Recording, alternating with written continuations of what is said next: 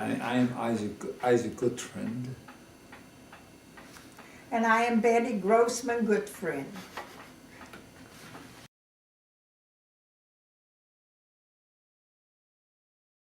I'll give you a specific example that happened with me when I was about 13. I came home from out of town, studying out of town, as if there were not enough yeshivas where I grew up, but parents felt that to be away from home, will be a little independent, he'll feel what it means to be alone, and to so on and so on. So I came home for Pesach, and it was a day before Pesach, and I came home, and my father, before he was searching for the chametz, for the unleavened bread, the night before Passover, and so he said, let's start Ileaven, let's do the evening prayer. So, and I see that it's not like any other Pesach. No matzahs in the house, a day before Pesach. And my mother's not cooking. And my father started to cry when he recited the Amidah. And I didn't have to say much. I felt it. 13, you're a big man. And those days, you're a grown-up. So he squeezed my hand, I squeezed his hand. Now, of course, I started to cry as well. And my tears were genuine. And whatever I said, I said, please, please, God, don't disturb the festive feeling of Pesach, Festival of Freedom. Let us celebrate Pesach like we used to. So what happened? Next morning, my father opened the store, dry goods store, and a customer from Galicia was waiting for him, a cash customer. And he gave him a very nice order for merchandise, paid cash. After a half hour, my father's back home, smiling from ear to ear. Yom Tov. It's a Yom Tov festival. Because in laws, of course, the Jews, there's no problem getting food. So we had Pesach the way it's supposed to be. So I believe wholeheartedly this prayer helped. God heard him. Because they had, I'm sure we were not the only poor people in the world. Probably hurt to many other poor people. But it's not the point. The point is that we were helped. And we believe, yes. He didn't send him, he didn't give him a telephone call a guy, go to Goodfriend's store. No. He made it happen. It just so happens he came. Why didn't he go to Goldberg's store, to Greenberg's store, to Rosenberg's store? There was one merchant after the other, the same merchandise. He came to our store. So you can't help it. You have to zero in. Yes, this is the reason. This is the reason why we have Pesach. Because of the prayer. For me, it's a very strange question, because when you grow up in a religious home, that's all you do is you believe in God, and God will guide you, and God will help you. And but the main experience that I had was during the war. And it was in January 1945. It was in many places the war was over, and for us it was the beginning of the Death March. The last march that the Nazis organized to take the living people, Jewish people who were still in the concentration camp, and marched them in January in Poland with high snow and 30 below zero, without food or proper clothing. And we stopped in one place, and we saw a village, and a friend of mine and I decided to go out in the village to ask for some food. Coming back, my sister was with me, and I thought maybe we can get some food for her. Coming back, the camp was gone. The group that said that it will stay, our group from where I was with, from the camps, was gone. And I wasn't the only one. There were about 18 girls who felt the same way, that they'll take a chance and go out and ask for food from the Polish farmers. And many of them said, well, my mother is there, my sister is there, I'm going to run after the camp. And I said, if this was a happening to keep me away from where the rest of the people, the majority of the people with me, should be, who should go away and I should stay here, this was a sign of God. We call it in Hebrew, Etzba Elokim, the finger of God was pointing to me that if I broke away from the big group, I'm going to stay here. I am not going to run after. And whatever will be. Maybe in the morning we can go back to the village and find somebody who will take us in. 3 other girls stayed with me, and all 3 of us survived. I'm not going to go into a detail which was really the finger of God, because there was a German soldier with a big rifle looking for us. He couldn't find us, and we survived.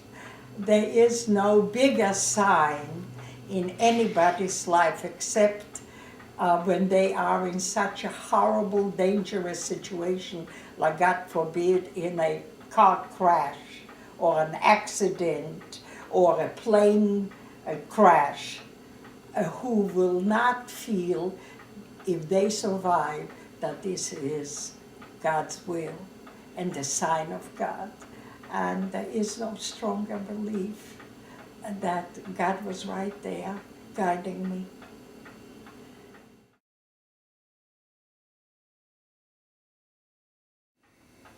It will be empty, in my opinion.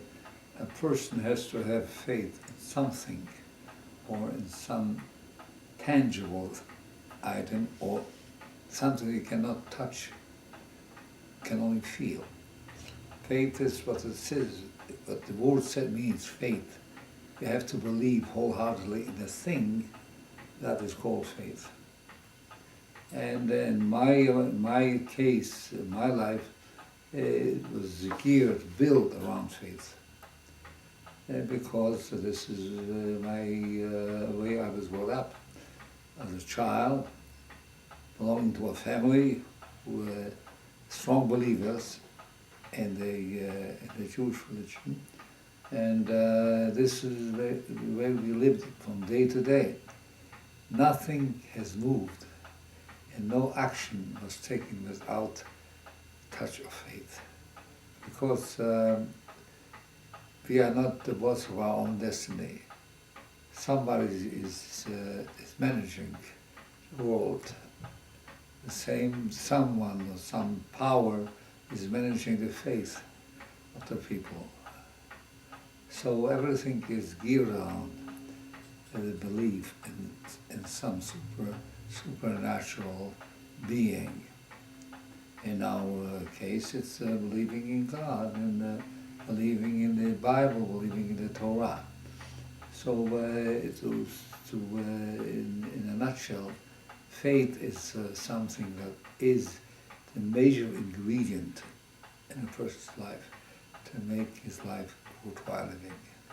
I don't know what life would be like without any hope that somebody is there to be grateful for and to help you.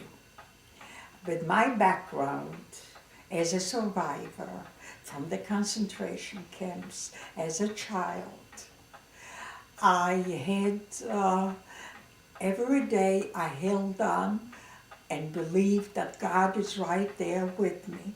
He will help me, even though many people questioned his being in that horrible historic happening. But I blamed the horror of the human being. And I admire greatness that people do, which is a blessing. When you have children and grandchildren that are all healthy, you thank God that you have them. Without any hope, I don't think I could have survived. And many times when I was about 15 or 16 in the concentration camp, I used to say, "Dear God, as long as I am standing on this earth, our enemies, my enemies, will not succeed to kill me." And that was my hope. And I had a motto until this very day: you don't give in to a great problem, and you don't give up on your life and on your belief. And until this very day, I do that. I live like that. You have a problem, you look for the root, how to go about it, to solve it. And religion is not just a word. I was brought up with it from the minute I could understand that you have to be respectful, not jealous or envious, and try to achieve the most and do it the right way, as it is told and taught in our religion. To me, a person without religion is like a wild animal who's running around in the forest. He doesn't know when his life began and when, none of us know when it ends, but how to run his life without any rest, celebration, or holidays, which all has to do, and it binds us to a religion and to a hope. What? That destiny is not religion. Destiny is part of the way of life. Sometimes we are at the right place at the right time, and good things happen, and sometimes we are in the wrong place at the wrong time, and something terrible happens. But that's life, not destiny.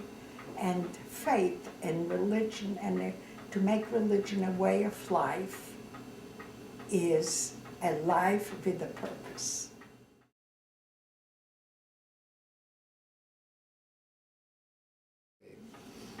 That we believe in perfect faith in the coming of the Messiah. This is 13 articles by Maimonides in the 10th century.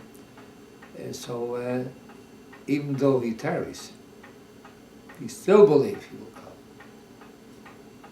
So far he hasn't come, so many thousands of years, but we do believe. This keeps us living.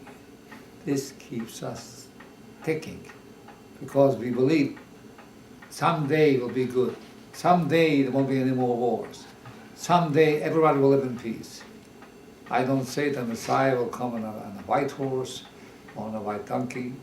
I say if the times will be when people will learn to live together in peace and harmony, this is the Messiah.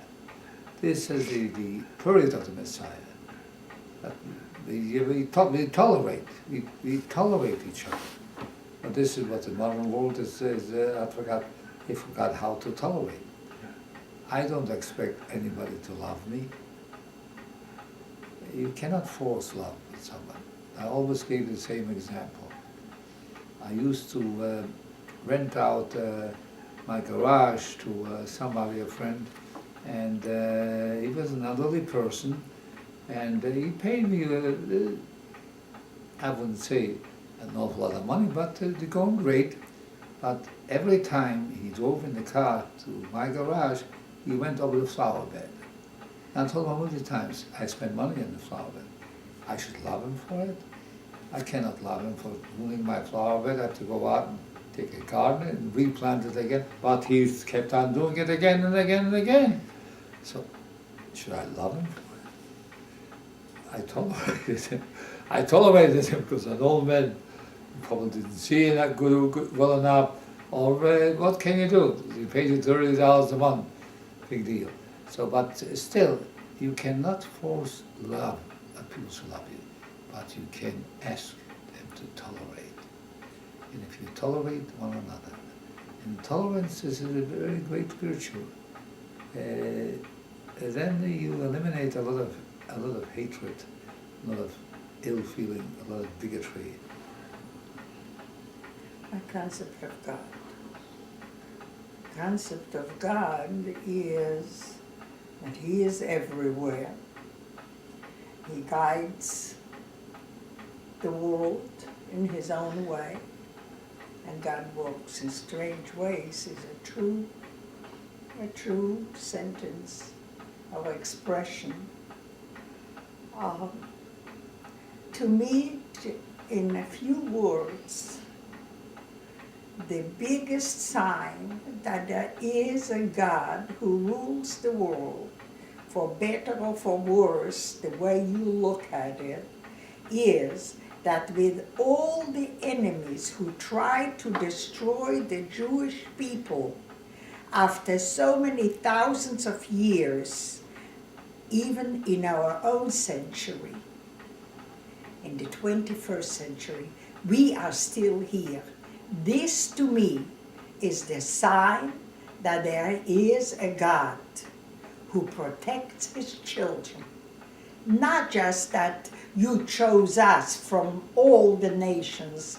I don't believe in that, because there are so many good people and wonderful people in many other nations.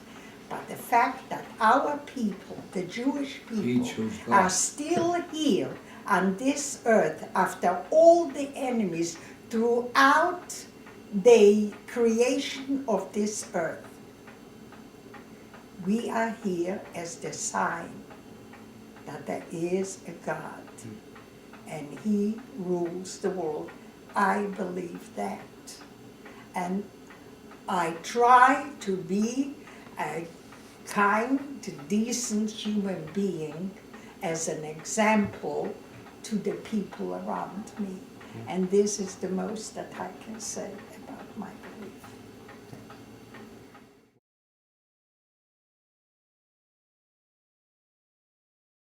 Thanks, heaven, little girls. Yeah, Maurice Chevalier, I saw him the other Chevalier. Chevalier, Miss Maurice Chevalier. Chevalier. He performed for the Nazis during the war, but nobody blamed him.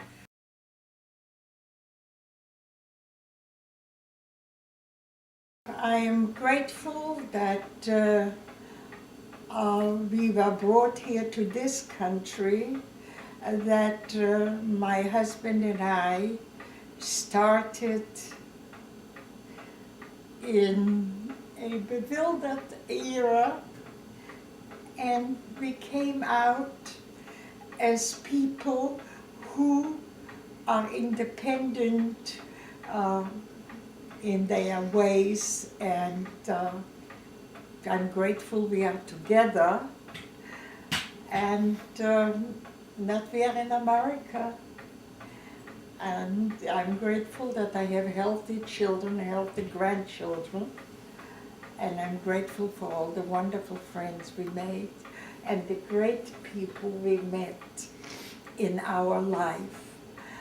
From where we came from into a new country, we found a position among our people, among the people in America, that we were very blessed to meet wonderful people, great people, leaders, and be part of a community in Atlanta, Georgia, to be able to stand up and be counted among our community.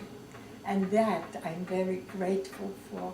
I do not take it for granted that we achieved this level together.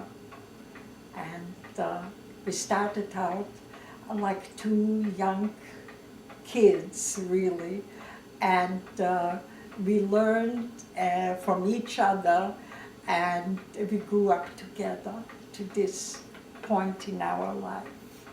And I'm very grateful for that. My greatest wish is there should be peace in the world, and Israel should survive and find understanding among its enemies, that these enemies should be turned into understanding human beings. Amen, amen. Not just for Israel, but for all the world around them and with them.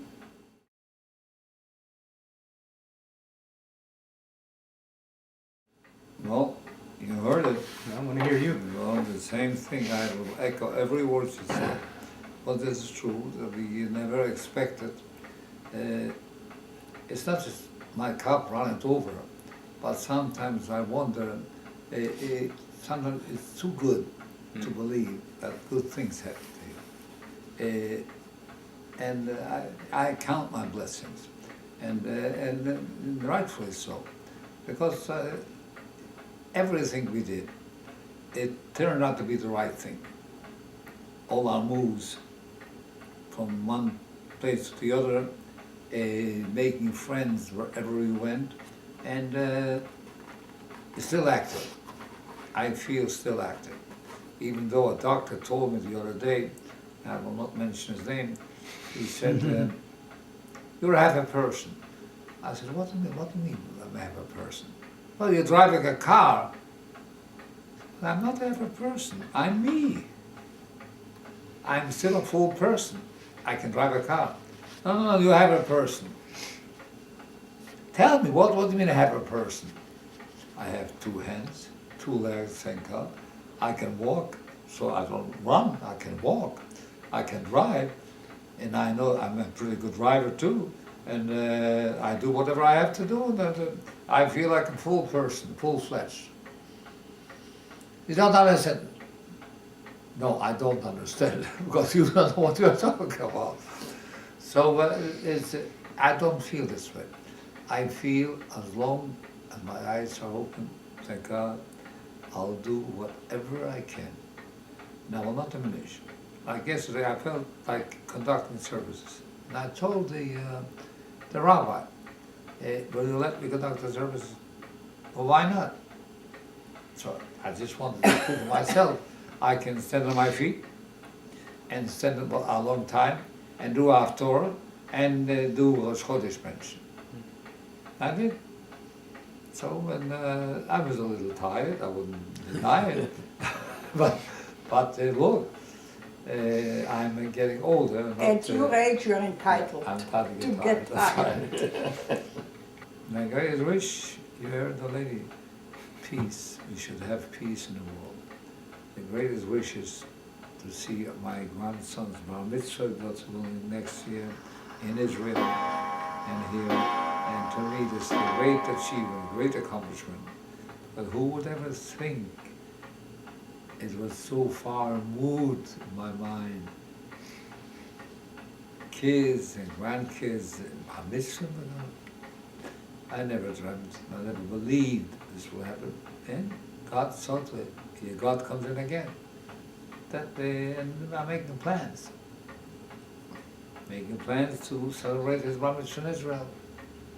I checked in already to the facilities, and we hope, we pray, this will happen. And then we'll worry about the wedding. Yeah. too soon to talk about the wedding.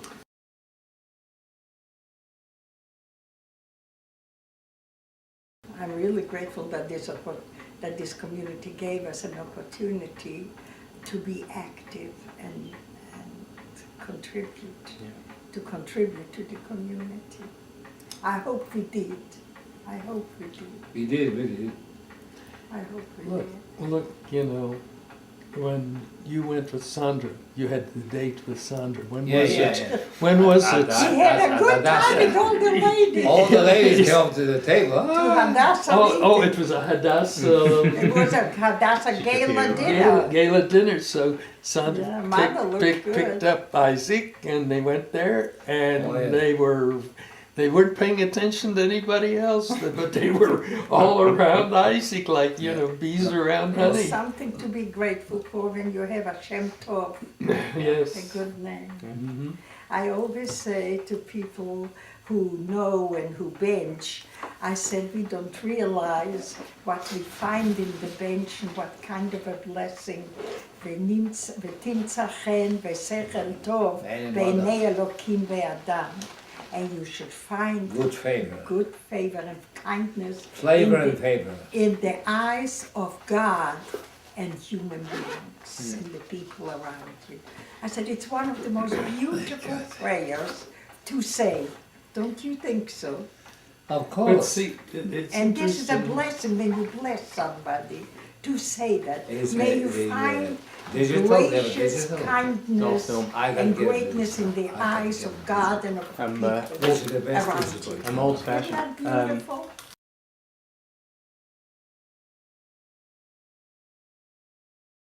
One day, somebody asked me to come and speak for a senior group that goes to college. Where was college? Which college did she take me? Here, when I went to speak. Mercer College. Was it Mercer? Yes. She came, she picked me up, and Sylvia Baker. Sylvia Becker. Oh, okay. Yeah, and she brought, so she asked me to go and speak for her group, so I went. And anyway, on the way back, she tells me like this. I don't know, she said, Betty, if I should tell you. I said, tell me anyway. I'm always interested to hear somebody's stories. It's interesting. I said, all my life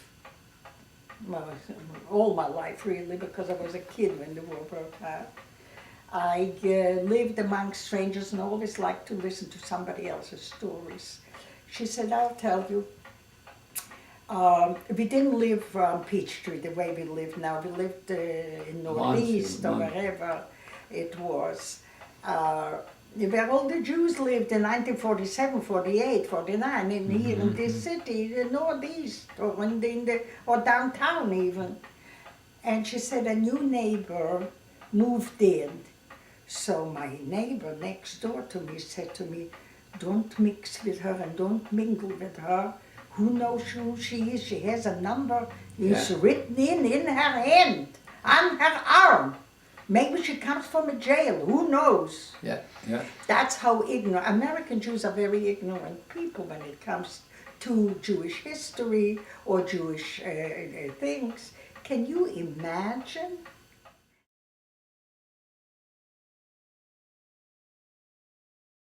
So now we're gonna make a black and white portrait. I'm not even dressed for one. Doesn't matter. This is just the. That looks like a new dress from Saks. Yeah, Yes. my It's meant dress. My dress is probably 25 Okay. years Never old. mind. Doesn't say It's in the picture. comfortable now. It Doesn't doesn't say in in the picture. No. It's gerecht. Is my hair combed? Yes, fine. yes. Do I have lipstick? No. Yes. I do? I Yes. think so. Unless you I want it do. real red. Not quite. I'm going to put on some You're gonna push lipstick. the film. That's fine. Go ahead. We'll start when you get back. No, it's right here. Okay. I have it right here. Where And is should we take it here? Should we take it in the living room? We'll take a couple here and then we can move somewhere else. Okay. We'll do. We're gonna, Okay. it's Casual. This is casual. And then you'll choose. Okay. Okay. Yeah. Smile. Actually, I'd like you to move your chair a little bit closer to the chasm. Wait. This I is not have- meant to be a. I have to move, sir. Yeah. Come closer. Come closer. Put your Pull this down. Okay. Oh my. Oh my God. But you look fine. Okay. Hello down there. Hey. Don't- Now it's not all, talking. you have to forgive me, it's all the old-fashioned It's camera, not so... talking. That's okay, whatever you do, twiddle in and Shall twiddle I sit out. up? Oh, good, Isaac. Hmm?